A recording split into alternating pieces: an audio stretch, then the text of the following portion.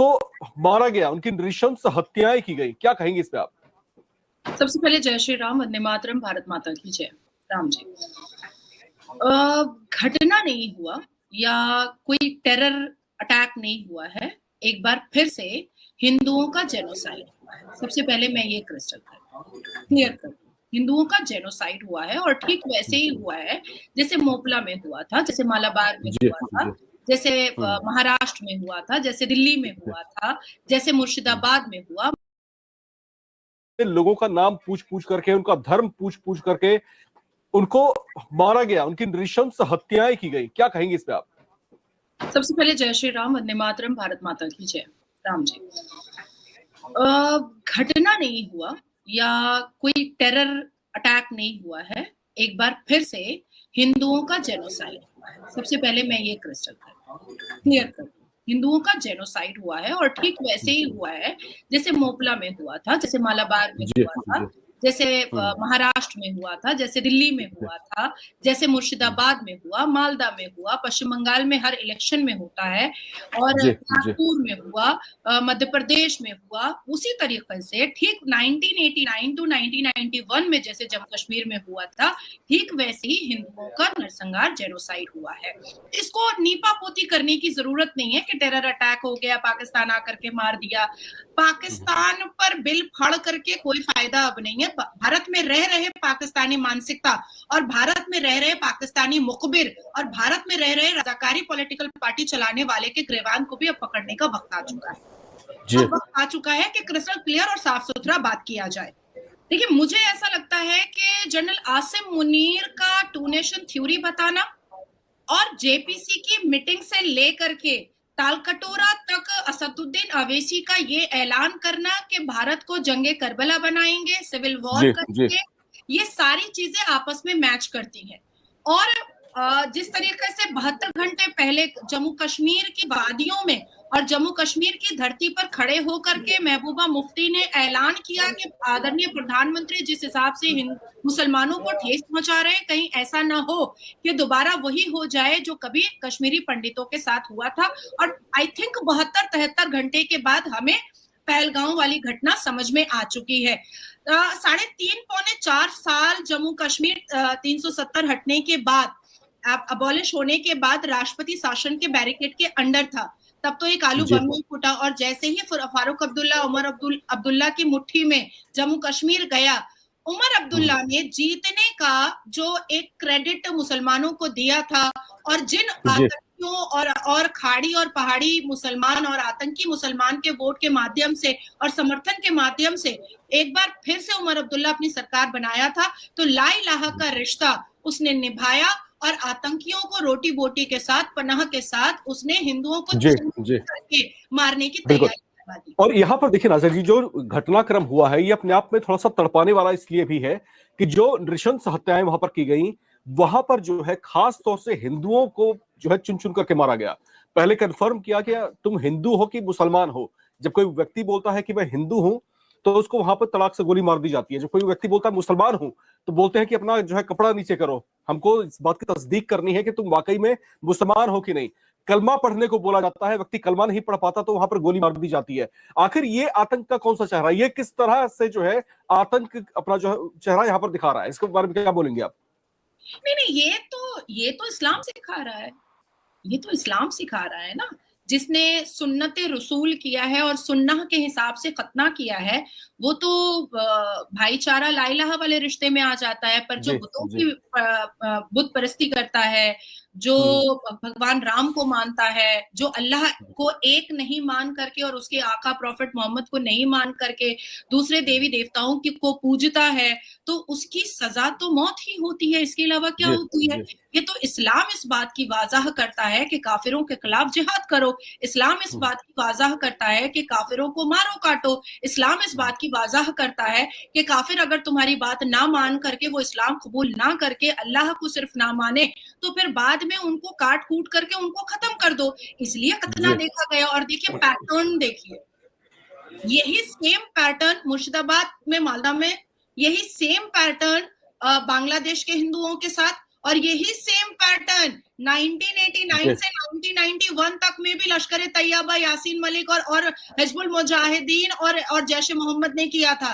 पर उस वक्त इतने वोकल चेहरे नहीं थे, इतनी ऊंची आवाज नहीं थी, इतने प्लेटफॉर्म नहीं थे, तो चीजें सामने नहीं आती थी। लेकिन अब सामने आ रही हैं और कई ऐसे चित्र भी सामने आ रहे हैं, कई ऐसे लोग भी सामने आ रहे हैं कि उस वक्त भी खतना देखा गया था। मुर्शिदाबाद में पिता और पुत्र जो दलित परिवार से आते थे उनको क्यों घर से निकाल करके मारा गया? वो तो भगदड़ में नहीं थे, वो तो हिंदू का झंडा नहीं लहरा रहे थे, वो तो हिंदू के बचाव के लिए कुछ नहीं बोल रहे थे। क्योंकि मैंने तो मुर्शिदाबाद का विजिट किया है, तो वो उनको इसलिए मारा गया, पिता और पुत्र को, दलित परिवार के, क्योंकि वो भगवान की प्रतिमा बनाते थे मिट्टी से, इसलिए उनको निकाल करके मारा गया। एक हिंदू की आंखें नोच ली मुर्शिदाबाद में। क्यों? वो गली से जा रहा था साइकिल लेकर के, उसके गले में तुलसी माला था और माँ काली का लॉकेट था, इसलिए उसको मारा गया है।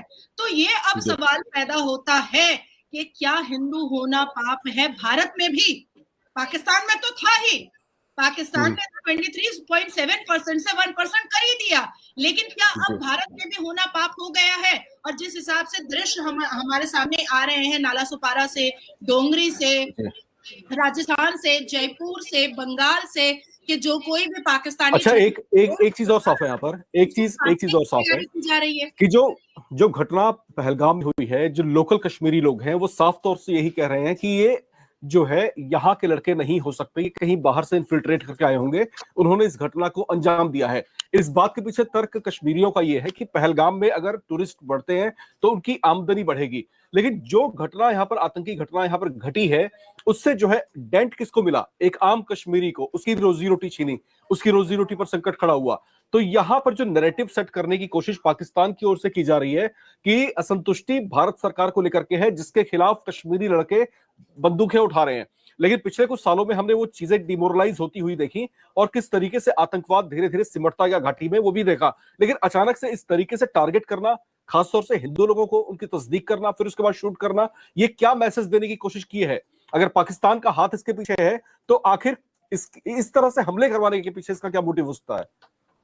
आप मुझे एक ऐसे रिनाउंड कश्मीरी मुस्लिम का चेहरा बताइए जिसने टीवी चैनल पर यह कहा हो कि वो हिंदुस्तानी है। एक ऐसा मुसलमान कश्मीरी का स्टेटमेंट दिखाइए जिसने पाकिस्तान के खिलाफ हम बहुत स्ट्रिक्ट एक्शन ले, इस पर उसने भी अनुमति और उसने भी एक्सेप्टेंस जाहिर किया हो, चाहे वो नॉर्मल कश्मीरी मुसलमान हो, चाहे वो बहुत रिनाउंड फेस हो। यहाँ तक कि एक कश्मीरी मुस्लिम जो बहुत ही पढ़ा लिखा है, उसने तो साफ कहा कि हमारी अजानों पे पाबंदियां लगाई जा रही हैं, हमारे नमाजों पर पाबंदियां लगाई जा रही हैं, हमें टूरिज्म से कोई लेना देना नहीं है, हमें किसी भी चीज से कोई लेना देना नहीं है। हमारे इस्लाम के ऊपर जो पाबंदियां लगाई जा रही हैं, हमारे इस्लाम के रिचुअल्स पर जो पाबंदियां लगाई जा रही हैं, हम उसके बारे में बात करेंगे, हम किसी और चीज के बारे में बात करेंगे। दूसरी चीज मैं आपको बताना चाहती हूँ कि जब खच्चर चलाता है तो 200 रुपए 300 रुपए मिलता है, लेकिन जब गोली चलाता है तो दुबई और आबू धाबी में बंगला मिलता है। जी। जब टूरिस्ट को खरगोश दिखाता है और मोर दिखाता है तो 100 रुपए और 500 रुपए मिलता है, लेकिन जब पत्थर चलाता है तो 2-2 लाख रुपए मिलते हैं। जब तिरंगा झंडा लहराता है तो मातृभूमि के पक्ष में काम करता है, जिसमें कोई फायदा नहीं है, लेकिन जब फायर जला करके हिंदुओं को डराता है तो करोड़ों रुपए का फायदा होता है। और बड़े बड़े जो टेररिज्म ऑर्गेनाइजेशन के बड़े बड़े सरपरस्त हैं, उनका हाथ सर पर। बिल्कुल। और यहाँ पर देखिए, एक जो आसिम मुनीर जो है, उनको खासतौर से यहाँ पर कहना चाहूंगा मैं, अब मुझे क्षमा कीजिए अगर मैं कह रहा हूं इस बात को, ये पाकिस्तानी सेना प्रमुख है आसिम मुनीर। दोगली बातें उसकी सुन लीजिए, आप किस तरह से अपनी बातें रखता है और किस तरीके से नैरेटिव सेट करने की कोशिश कर रहा है। उसकी तरफ से एक बयान आता है 2 दिन पहले, उसने ये कहा साफ तौर से कि हिंदुस्तान जो है अगर इस तरह का आक्षेप करता है, इस तरह के एलिगेशंस पुट ऑन करता है पाकिस्तान के ऊपर, तो सबसे पहले उसको अपना जो है सबूत पेश करना चाहिए। हम सबूत के साथ में जो है उसको देखेंगे और जांच करने की कोशिश करेंगे। ये उसने ऐसी बातें कही। दूसरी महत्वपूर्ण बात यह कि जब 26/11 का आतंकी हमला हुआ था, उस समय भारत सरकार ने प्रॉपर एक डोजियर तैयार किया था, उसको भेजा गया था पाकिस्तान सुप्रीम कोर्ट के जो सीजीआई जो चीफ जस्टिस हैं, उन्होंने कहा कि ये तो लिटरेचर है, उठा करके इसको कूड़े में फेंक देना चाहिए, इस तरह का स्टेटमेंट आता है। मुंबई में जो है इतने लोग मरे, एक बच्ची को गोली लग जाती है, इतना इनसेंसिटिव स्टेटमेंट उस पाकिस्तान की तरफ से आता है और इतने टॉप मोस्ट व्यक्ति की ओर से आता है, जिससे ये इस तरह के स्टेटमेंट की एक्सपेक्टेशन नहीं की जा सकती। अब दोबारा से आसिम मुनीर ने वही बात रिपीट की है कि हमको सबूत तो दिखाओ कि हमने हमला करवाया है। आखिर ये किस तरह के सबूत की तस्दीक है, किस तरह का सबूत ये चाहता है, थोड़ा सा ये बताएं आप। आसिम मुनीर की खोपड़ी में आखिर है क्या? सेना प्रमुख है पाकिस्तान का, लेकिन इस तरह की जाहिराना बात जो है अगर वो कर रहा है तो आखिर चल क्या रहा है इसके माइंड में? आपने कहा कि आसिम मुनीर जो है, जनरल आसिम मुनीर जो है वो पाकिस्तान का सेना प्रमुख है, और सेना प्रमुख अपनी स्पीच में कुरान की आयतें पढ़ रहा था। सेना प्रमुख अपनी स्पीच में कुरान की आयतों को पढ़ करके ये तस्दीक कर रहा था कि कभी भी हिंदू मुस्लिम एक नहीं हो सकते हैं, पहली बात। तो वो मुझे नहीं लगता कि वो सेना प्रमुख है, मुझे लगता है कि वो आतंकियों का और वो जिहादियों का और वो खलीफा सक्सेसर ऑफ मोहम्मद इनका सरदार ज्यादा है और वो सेना प्रमुख कम है। यूनिफॉर्म पहन लेने से कोई सेना प्रमुख या सेना का व्यक्ति नहीं हो जाता है। यूनिफॉर्म का नाजायज फायदा उठाने के लिए बहुत लोग हमारे भारत में भी हैं और बहुत लोग पाकिस्तान में भी हैं। अब आती है दूसरी बात कि आपने कहा कि पाकिस्तान के सुप्रीम कोर्ट में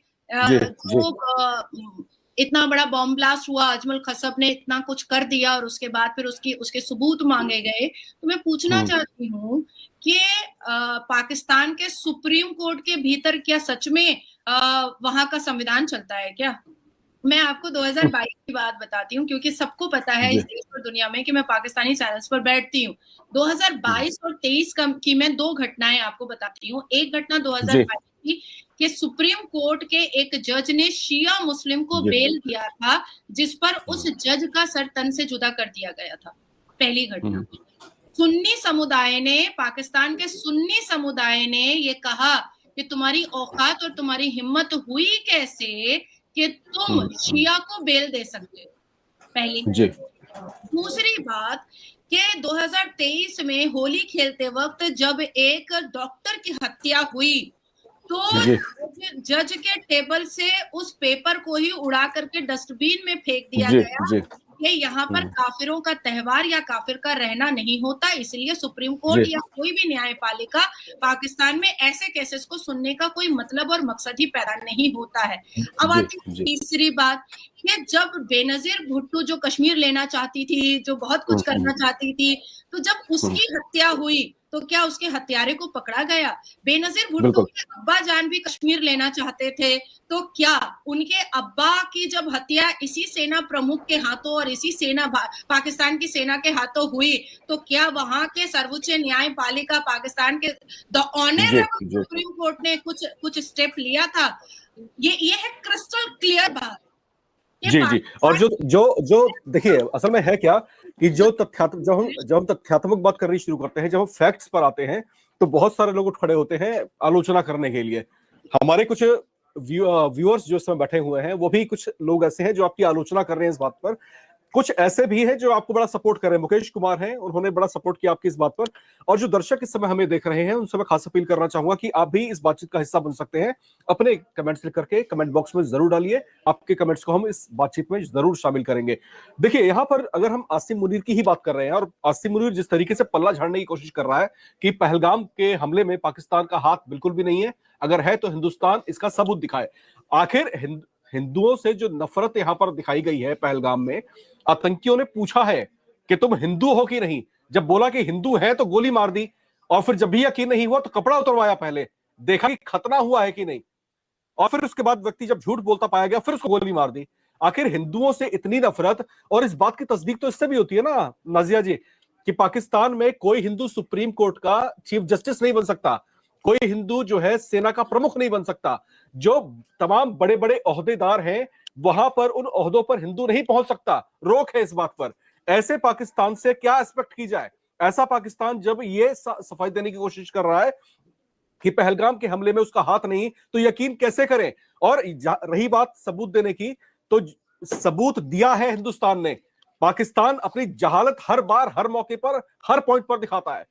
हमले के दूसरे ही दिन जो है एक उच्च स्तरीय बैठक बुलाई गई थी, और फिर जो है कुछ देशों के डेलीगेट्स वहां बुलाए गए थे पाकिस्तान को छोड़ करके। इन डेलीगेट्स में पाकिस्तान का जो जो मित्र देश है चीन, उसका भी जो है राजदूत उसमें शामिल था, उसको भी हिंदुस्तान ने सबूत दिए हैं कि ये अटैक जो है पाकिस्तान की तरफ से कराया गया। अब पल्ला किस तरीके से झाड़ेगा? ये थूक के चाटने वाली बात नहीं है क्या?